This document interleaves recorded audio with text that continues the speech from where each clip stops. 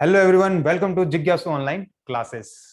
आज हम बात करने वाले हैं CUET के बारे में, यानी कॉमन यूनिवर्सिटी एंट्रेंस टेस्ट के बारे में। ये टॉपिक न्यूज में काफी चल रहा है, बच्चे भी काफी कंफ्यूज्ड हैं इसको लेके। तो मैंने सोचा क्यों ना एक शॉर्ट वीडियो बनाया जाए, बच्चों को थोड़ी क्लैरिटी दी जाए। तो सबसे पहले जान लेते हैं कि ये एग्जाम देना किसको है।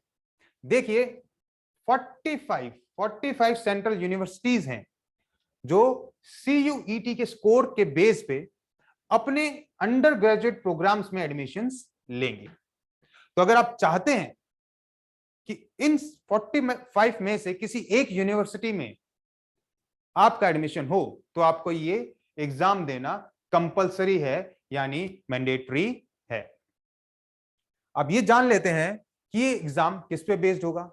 बच्चों, ये एग्जाम NCERT बेस्ड होगा।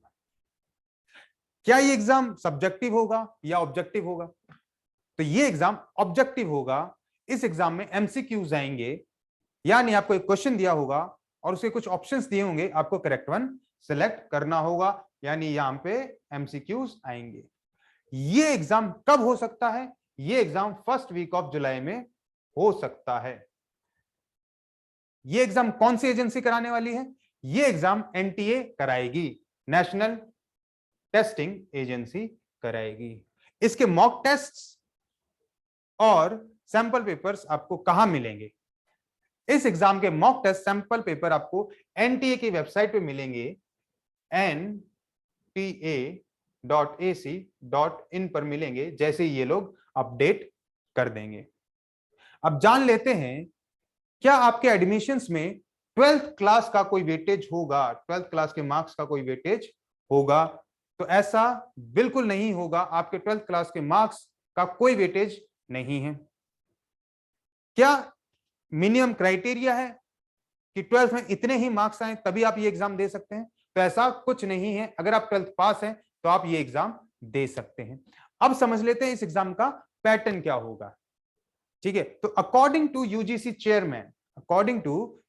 चेयरमैन, ये एग्जाम 2 शिफ्ट में होगा। ये एग्जाम 2 शिफ्ट में होगा और इस एग्जाम की जो लैंग्वेज होगी उसमें भी आपको ऑप्शंस दिए गए हैं।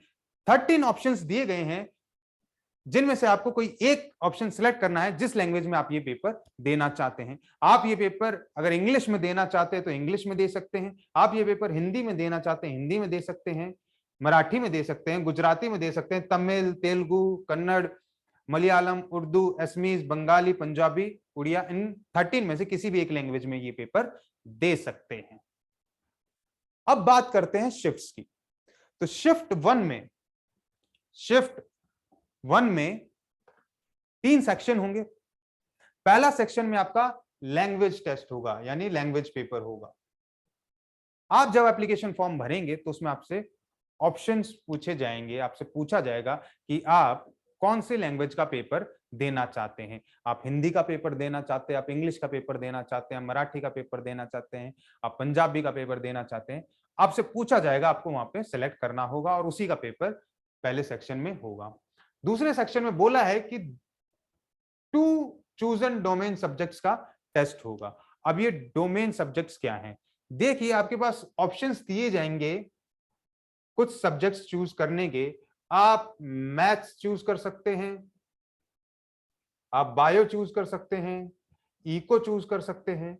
ऐसे करके आप अप टू 6 सब्जेक्ट्स चूज कर सकते हैं, यानी आपके पास ऑप्शन होगा 6 डोमेन सब्जेक्ट्स चूज करने का। उनमें से 2 डोमेन सब्जेक्ट का टेस्ट पहली शिफ्ट में होगा। उसके बाद बात आती है थर्ड सेक्शन की, जो है जनरल टेस्टिंग। इसके अंदर आपकी मैथमेटिकल स्किल टेस्ट की जाएंगी, आपकी रीजनिंग टेस्ट की जाएगी, आपकी एनालिटिकल स्किल्स टेस्ट की जाएंगी। अब बात करते हैं हम लोग शिफ्ट 2 की। देखिए, शिफ्ट 2 में अगर आपने 6 डोमेन सब्जेक्ट सेलेक्ट किए तो बचे हुए 4 डोमेन सब्जेक्ट्स का टेस्ट शिफ्ट 2 में होगा। और अगर आप एडमिशन लेना चाहते हैं किसी foreign language under graduate degree में, तो एक फॉरेन लैंग्वेज का भी पेपर होगा सेकंड शिफ्ट में।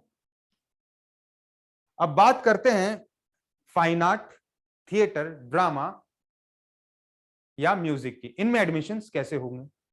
देखिए, इनमें एडमिशंस हो सकता है कि CUET के साथ साथ आपका प्रैक्टिकल एग्जाम हो और दोनों के स्कोर को कंबाइन करके यूनिवर्सिटीज आपका एडमिशन ले। क्या नेगेटिव मार्किंग होगी? बिल्कुल नेगेटिव मार्किंग होगी। क्या रिजर्वेशन पॉलिसीज में कुछ चेंज आएगा यूनिवर्सिटीज के? तो रिजर्वेशन पॉलिसीज सेम रहेंगी, कोई चेंज नहीं आने वाला है। बस आपके 12th के मार्क्स की जगह आपके CUET के मार्क्स को कंसीडर किया जाएगा जब आपको एडमिशन दिया जाएगा। क्या कोई एज लिमिट या कट ऑफ मार्क्स है? तो ऐसा भी कुछ नहीं है। ये यूनिवर्सिटीज के ऊपर छोड़ा गया है, अगर वो रखना चाहें तो रख सकते हैं, अगर वो नहीं रखना चाहें तो वो नहीं रख सकते हैं, उनको पूरी फ्रीडम दी गई है। देखिए, अभी तक तो इतना ही डेटा है हमारे पास। आगे जैसे ही कोई अपडेट आता है, जैसे ही फुल डिटेल सिलेबस आता है, हम एक और वीडियो बनाएंगे जिसमें आपको पूरी जानकारी दी जाएगी कि सिलेबस क्या है और इसको कैसे टैकल किया जाए। जुड़े रहिए हमारे साथ, देखते रहिए जिज्ञासु ऑनलाइन क्लासेस। मिलते हैं नेक्स्ट वीडियो में। Thank you.